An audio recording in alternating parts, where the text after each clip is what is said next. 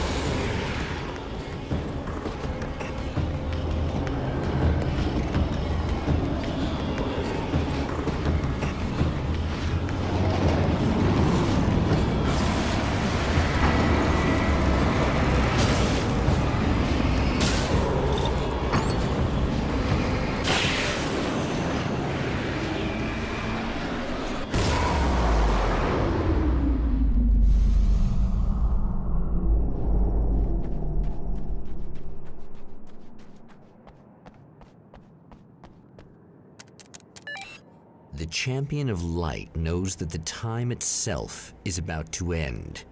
At least for him. He can feel the dead end rushing towards him. But there is time to act. Incomplete or not, he has the weapon. I don't have the whole thing, but maybe it's enough.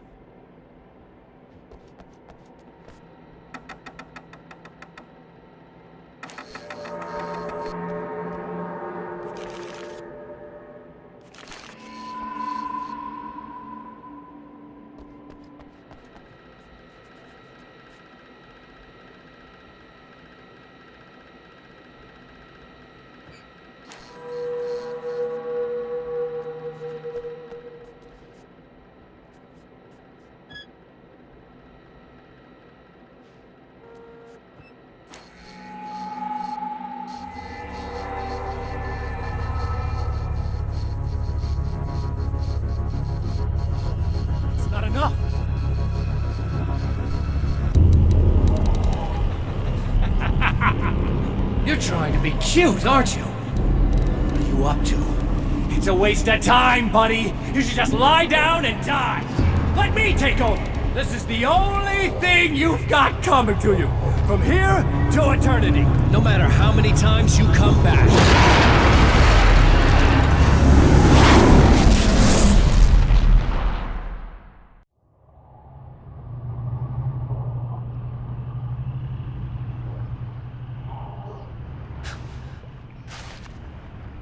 Time folds back on itself. Again, his senses scream as the very impossibility of what is happening assaults them. But the Champion of Light endures.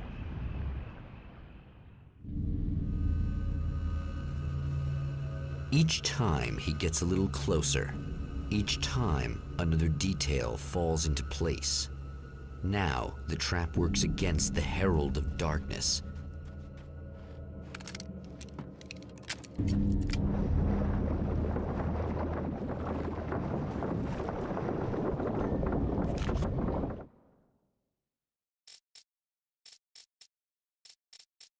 In Bright Falls, I was constantly under attack by birds that were more shadow than flesh and feathers.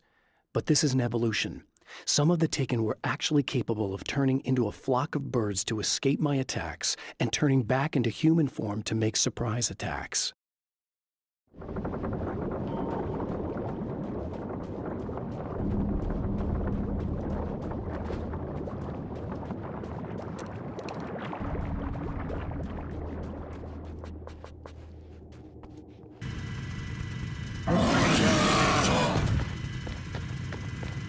Holy shit! What are you, the King Hillbilly?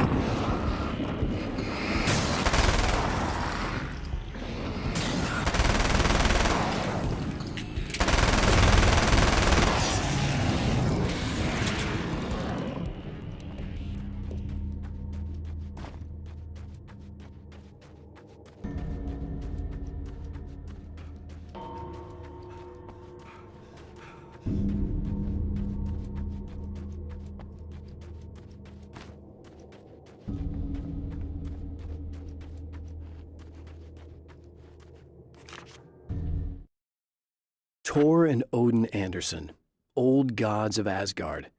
I still don't quite know what to make of them. I know they used to be rock stars who modeled their stage personas after Norse gods. I know they're old.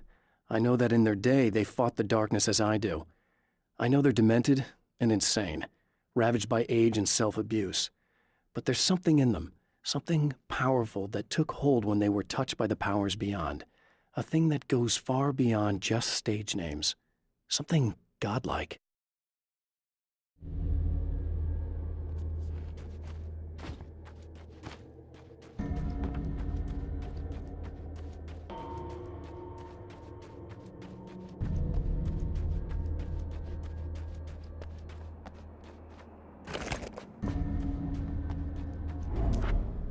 Right on cue, bubbling to the surface from untold depths, the horrors come. The emerging monsters do not expect the warm reception that has already been prepared for them.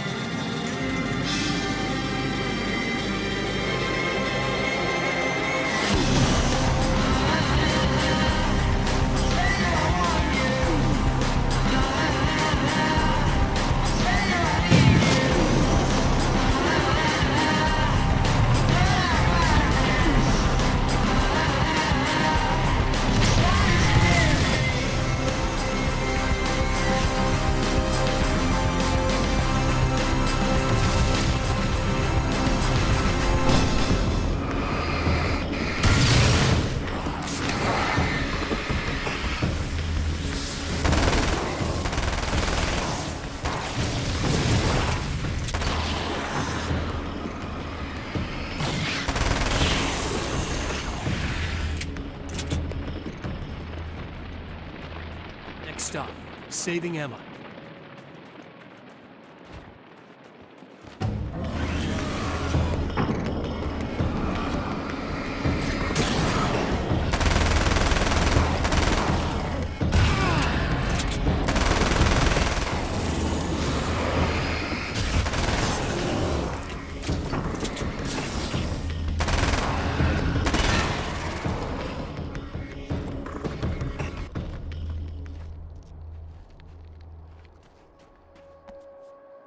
So one morning I was running. It was in the fall. It was about 6 o'clock in the morning. It was the sun was just coming up.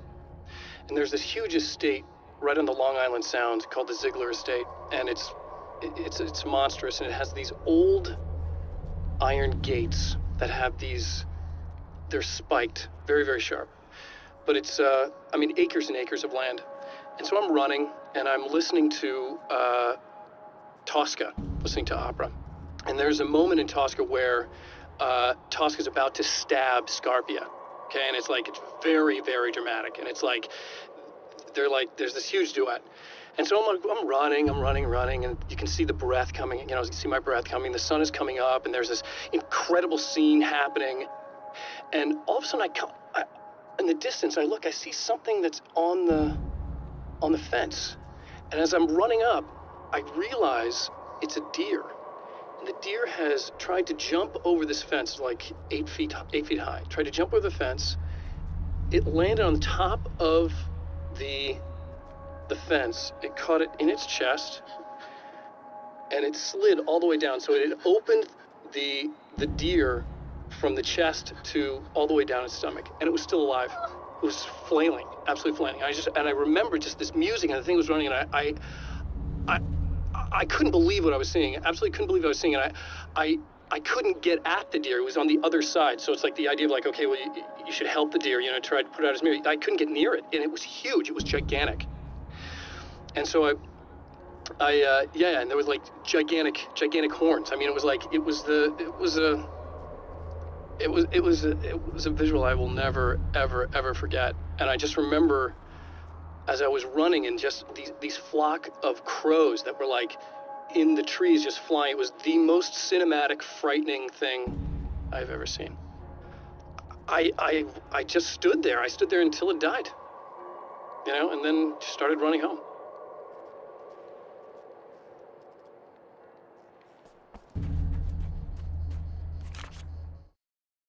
Getting the Andersons into the recording studio was a struggle and a half. But once they actually picked up the instruments, something happened. They were two old men, and they weren't. They were doddering bags of bone, and they were barely contained power. And there was music.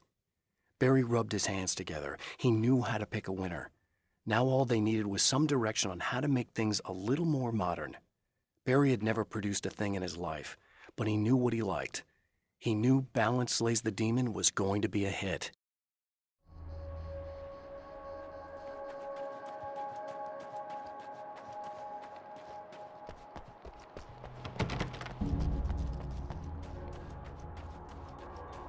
Is it bad that this time I just went, oh, he's gonna be right along to save my ass? Not as long as I show up, I guess.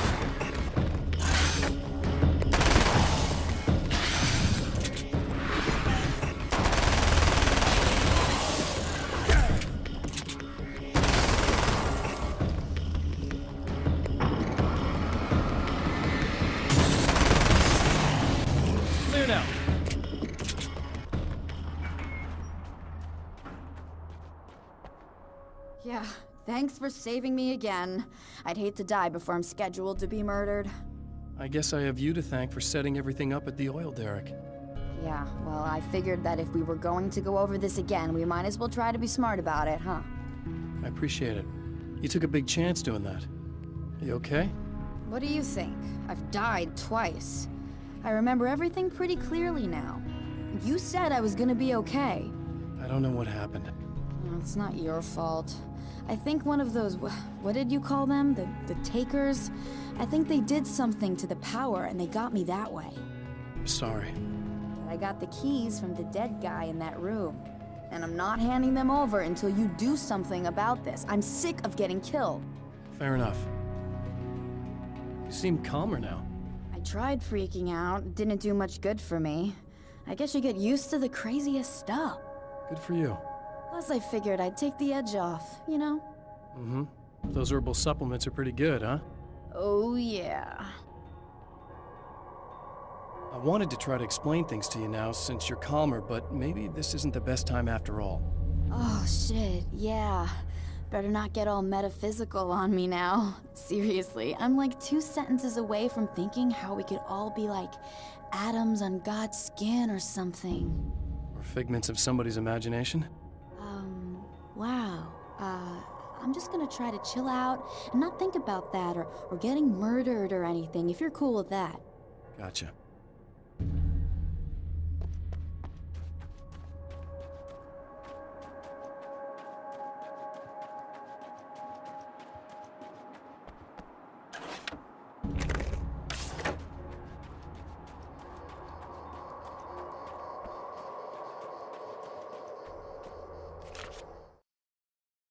Night Springs doesn't exist. It's a fictional town from the TV show I used to work on. It was Any Place USA, a place we used as a backdrop for whatever strange story we had that week. One of the stories I wrote for the show involved a man, the champion of light, fighting his evil double, the Herald of Darkness.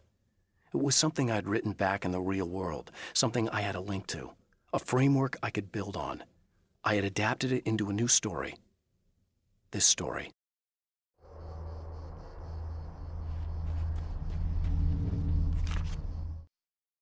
Emma wasn't sure exactly when the man arrived at the motel, but from what she could tell, the party started almost immediately. It was infectious, spreading from one room to another. He was mercurial, almost as if he was flickering through the scene, telling a joke here, throwing an insult there, oozing sex and violence and excitement. She had never seen someone like this before. He looked at her and smiled, and she felt her heart flutter a little. She knew he was the kind of man mothers warn their daughters about, but she told herself it didn't matter.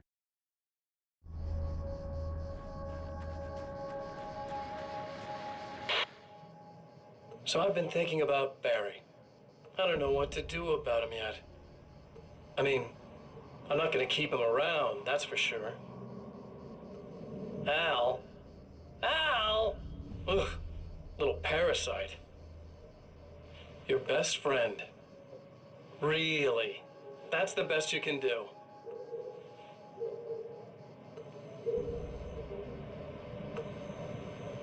I actually kinda like the guy.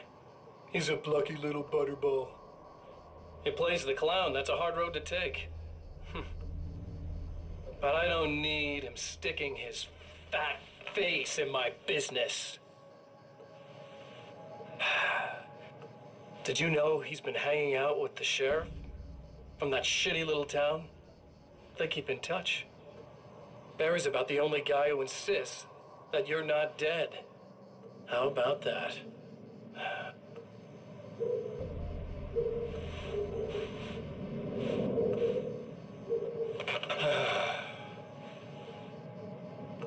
I might keep him alive for a while. Just to see him go to pieces when I fire his ass. Yeah. Yeah.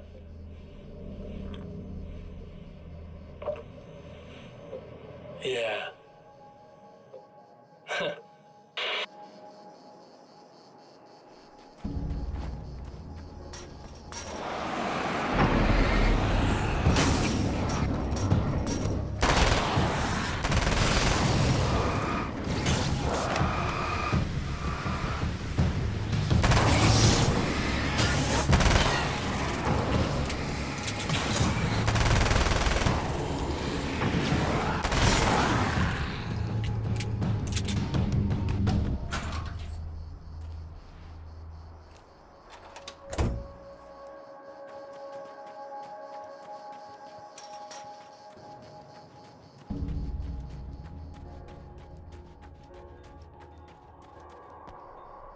Okay, I really don't think they can get to the power now.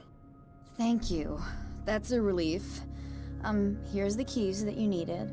Thank you. Hey, I have to tell you, at the diner, I went there with him. The guy who looks like you, okay? I know I said that I didn't. Yeah, I figured. Want to talk about what happened at the diner? There was this guy from the observatory, and he just attacked the poor dude, smashed his face into the tabletop a bunch of times. It was horrible. I didn't know that he was gonna do that. I swear. And I just ran. I just left him there. I didn't even try to help. There was nothing you could have done. It's not your fault. Well, he's dead in that motel room now, so excuse me if I feel pretty shitty about it anyway. You shouldn't blame yourself. I just didn't want to get involved. I have this tendency to just drop everything and run. I don't think I'm a bad person, but I didn't even call the cops. I'm such a coward. If you'd called the cops, we'd have dead cops. He's not human. Do you understand? It's not your fault. But I could have tried to stop him. Believe me, if you had, you'd be dead. You seem to be doing a little better now. Yeah, I guess it just got easier once I got this thing off my chest.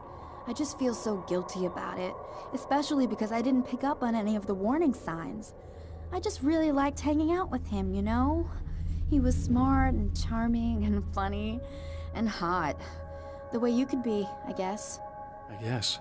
What's the deal with this guy anyway? He looks like you, he uses your name. Why does he do this stuff? I'm not sure myself. Maybe he's just evil or my dark half. He does a lot of the stuff I'm trying really hard to get away from. Things that just messed up my life. I guess all those murders don't help either. Yeah, I could do without the murders and the end of the world. Listen, I need to get going. Yeah, go. I think I'm good now. I hope. Good luck. If it all goes well, maybe this is the last time we meet like this. God, wouldn't that be great? Just keep those lights on, okay?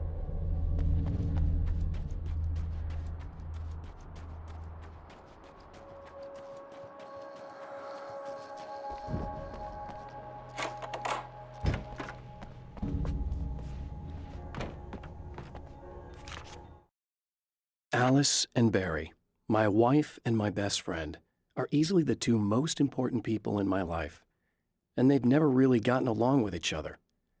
I suppose both of them resent the other's intrusions into what they considered their domain.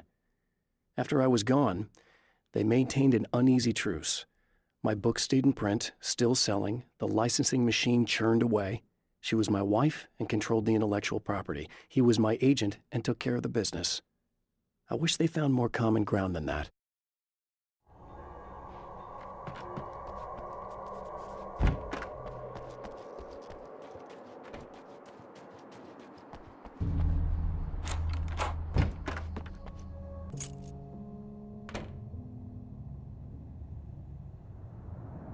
The fate of countless individuals hangs in the balance, threatened by the machinations of the Herald of Darkness. And yet, for a moment, the Champion of Light breathes a little easier. He has saved one life. For this moment, it is enough. And soon, perhaps, he can put an end to this.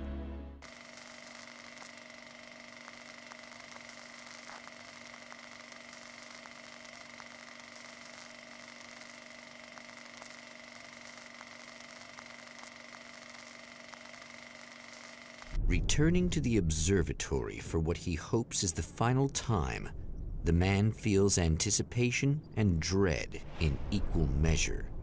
Soon, he knows, he will have what he needs.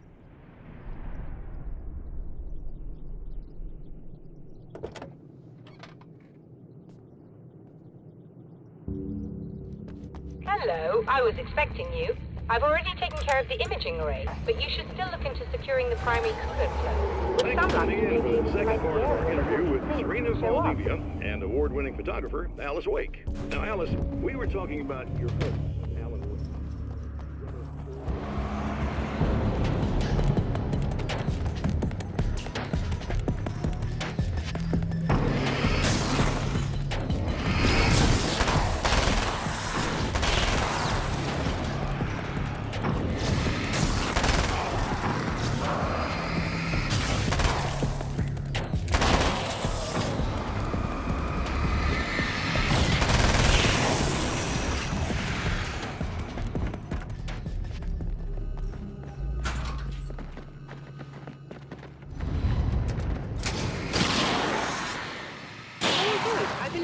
To look into the sky. Be right there, Doctor.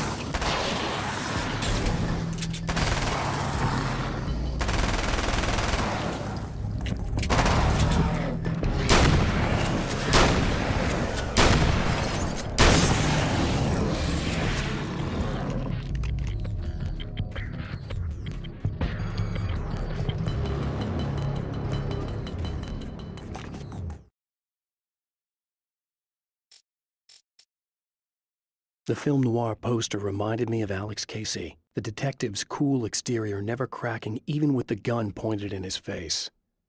In the back room, all the lights had been turned off, except for the lone spotlight which illuminated the bright red fire extinguisher on the wall. This act of creation is exhilarating and frightening. Subtext and symbols loom eager to take effect. Causality and consequence become domino chains that stretch into infinity. The more fundamental the change, the more unpredictable the variables become. Reality is too complex to control completely. Ordinary questions become meaningless. Who created who? What is really real? Everything is as real as everything else. You learn to let go of the things you can't control and go with the flow, or go insane.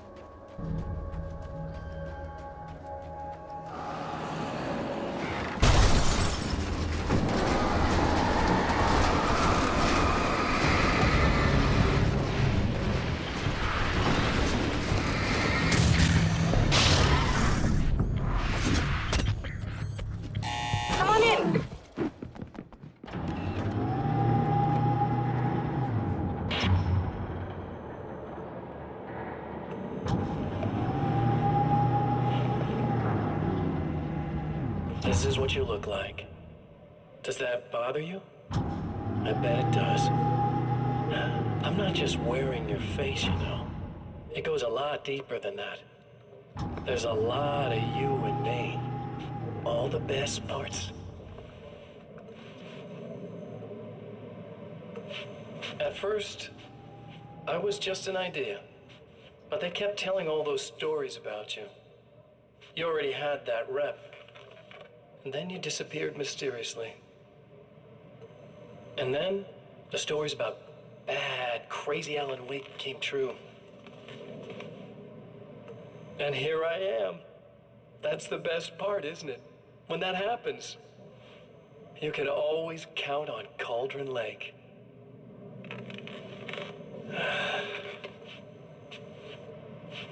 I'm just as real as you are. And I'm the improved version.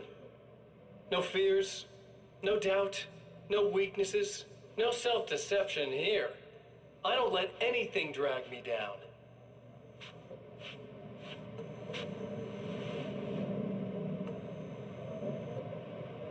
I know you like I know myself. I know it bothers you that I'm like this, that I use your name, crawl my way into your life. But I only do it because I'm better at being you than you ever were.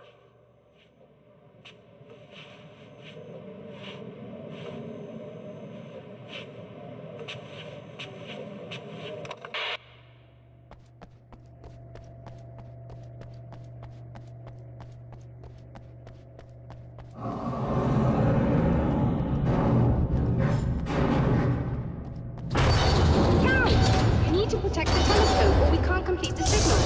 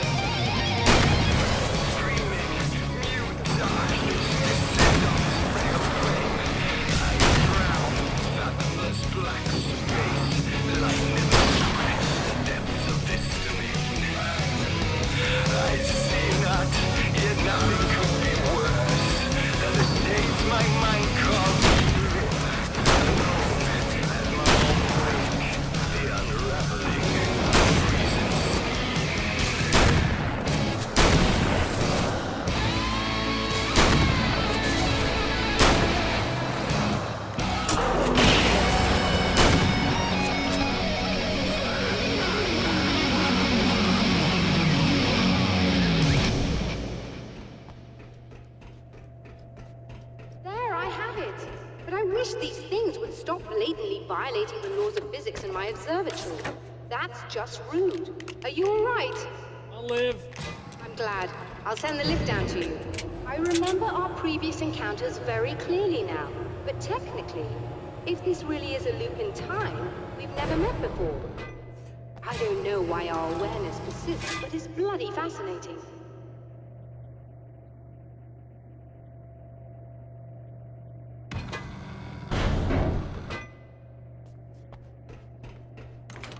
Doctor? You know, I know physicists who would give 15 years of their lives for a chance to experience something like this. I'd imagine that being stalked by horrible axe murderers would curb their enthusiasm a little. Clearly you've never met hardcore physicists. I'm glad you're in such good spirits, but The signal! Yes, it's completed. finally. If all goes well, this should be the last time we go through the loop. You know, I just realized that I don't have any memory of what happens after you leave. What does that mean? I don't think it means anything. If everything goes well, you just keep going. I don't show up here like this again, no more bad guys. Things go back to normal. Let's hope you're right. I'd love the opportunity to look into this in more detail. Looks like you've accepted the situation. I'm a pragmatist. If this is a delusion, at least my first psychotic episode is anything but boring. Really, Mr. Wake, at the end of the day, I'm a scientist. I love mysteries. I love not knowing. Whatever else this might be, it's absolutely fascinating. I wonder how far this reaches. Is everybody in the world experiencing this? Who knows? I think reality's probably pretty fragile right now. Doctor, I can see you're very enthusiastic about this. I'd appreciate a bit of discretion. Are you suggesting that we should suppress this? No, you can do what you like, but I want you to leave me out of it. But surely, with the things you know, the things you've experienced, you can replicate any of these results. We could— Let me be blunt. If you drag me into this, I'll deny everything. I'll lie like my life depended on it. And writers are damn good liars. Word of advice.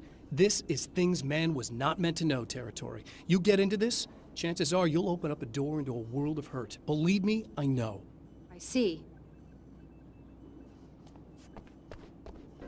In a strange way, he feels at ease. He is armed with his own words, and when the time comes, they will be enough or they will not. For now, he's content to let the currents take him toward the final confrontation.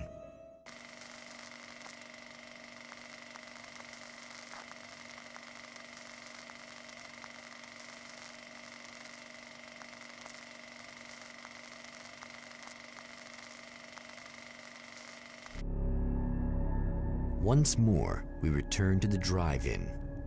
If he's aware of the absurdity of arming oneself with a few sentences and standing against a power that can pierce time itself, he doesn't show it.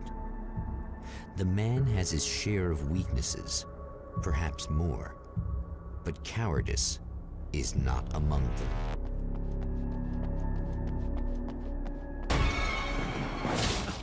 Oh, you got yourself a little plan, do you?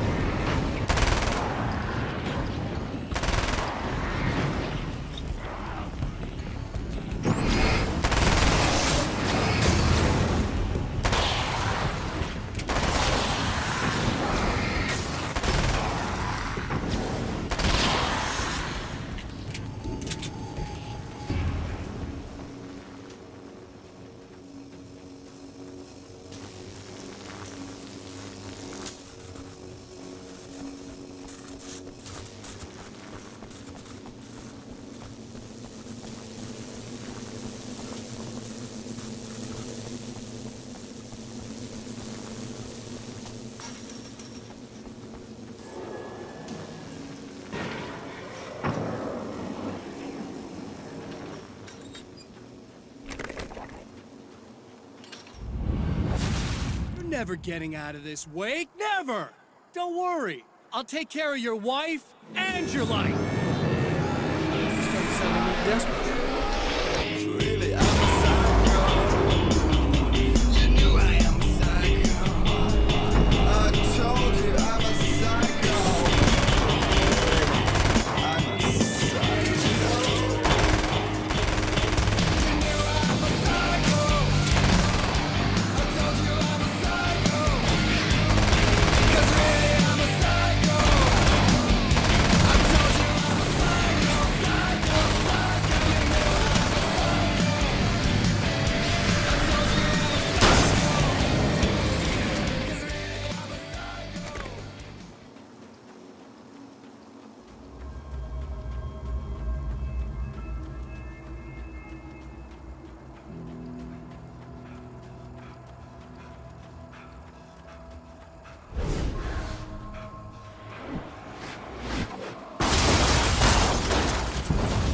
I don't know what you think you're doing, but I'll send you right back to the beginning.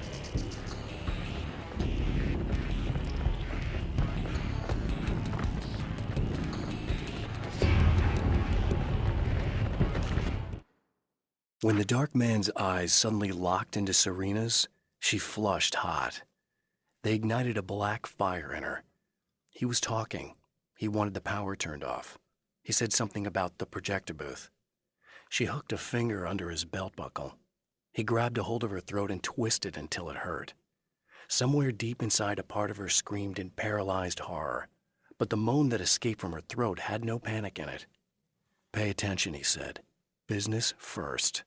His eyes glittered shamelessly. Hers did too.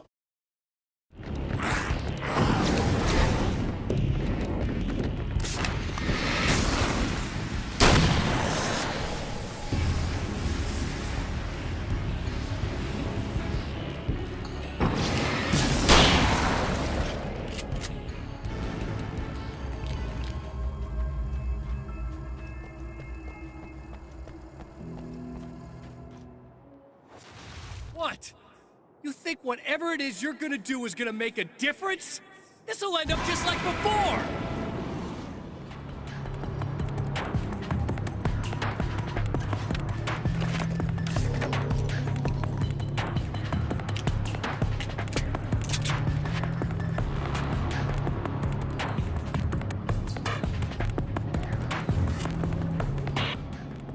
I've been around for a while now, you know? While you've been indisposed, stuck in the darkness, I've been busy. I operate in the shadows, not always literally, you understand? I'm a little more resilient than those I've taken, but I do my best work in the dark.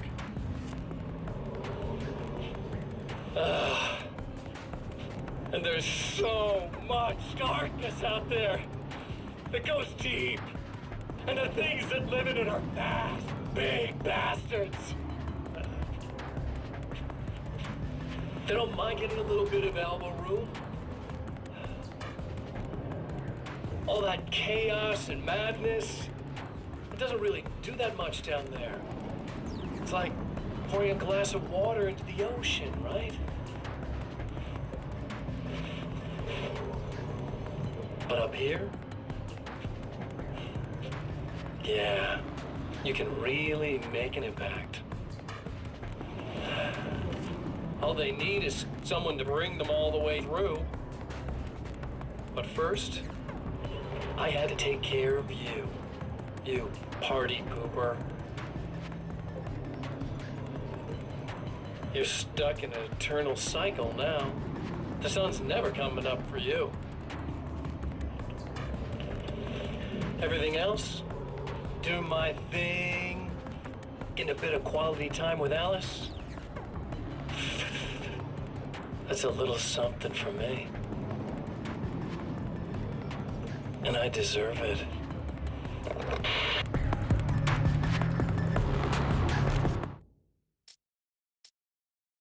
There's more to fighting the Taken than just burning away the darkness that protects them. When I'm fighting for my life, I find myself slipping into a state of intense concentration that makes the beam of my flashlight seem more powerful and focused. I used to think it was just my imagination, something brought on by the adrenaline and fear of death. But now I'm not so sure. I've been touched by powers that I can't begin to truly comprehend. And they've left a mark. I'm starting to think this might be a part of it.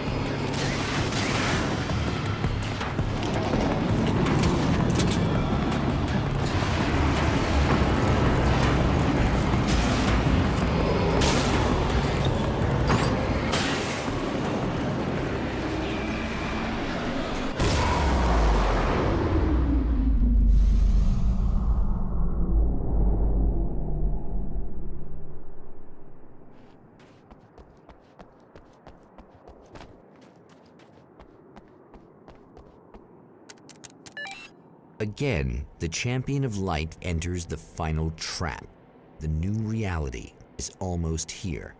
All he needs to do is change the details of the scene, push it past the breaking point, and the rest will snap into place.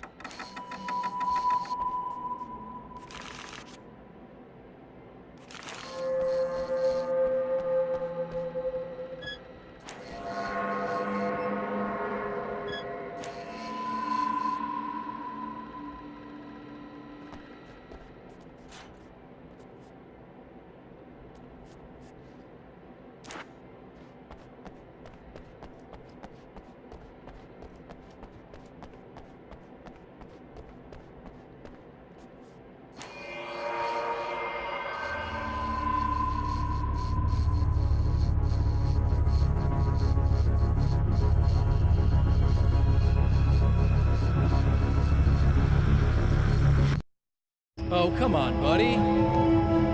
Why don't you... What? What is this?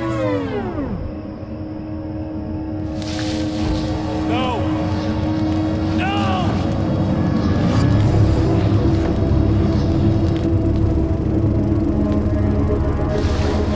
You can't do this! All I did was take the things you always wanted and never had the balls to go for! It's my turn now! It's my life! It's my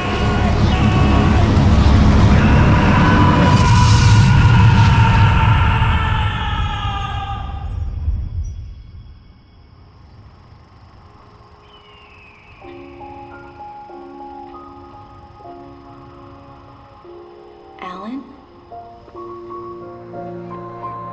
Is it really you? It's really me. How?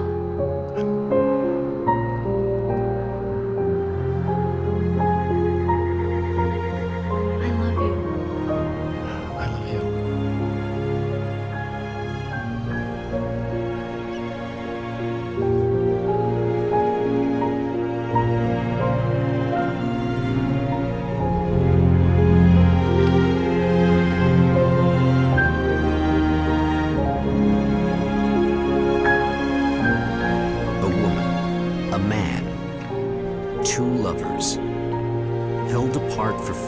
too long, enveloped in the light of a glorious dawn. They both feel it. He's home at last. Are these actual events, or merely a dream?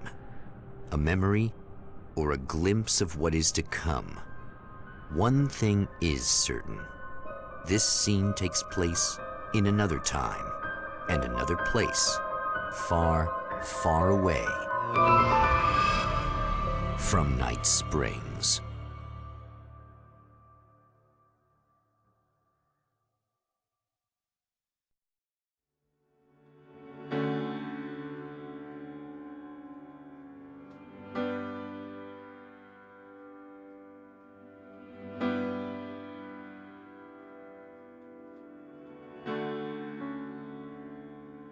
You know it feels nice watching the sun come up, and I've realized I can never return.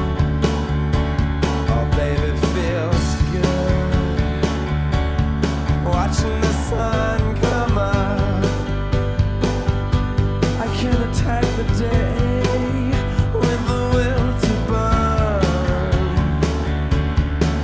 And the sky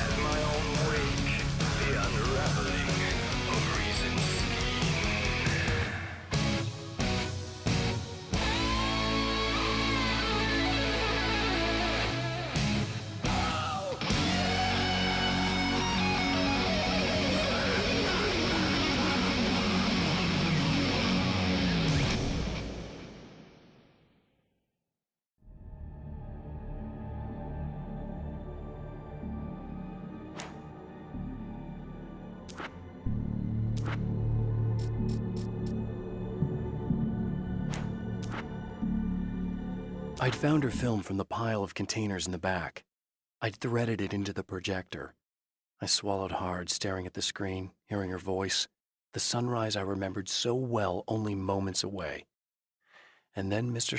was there, nailed by the projector's beam, caught in his own trap. He shouted at me, first in confusion, then rage. And then the sun came up and things started to burn.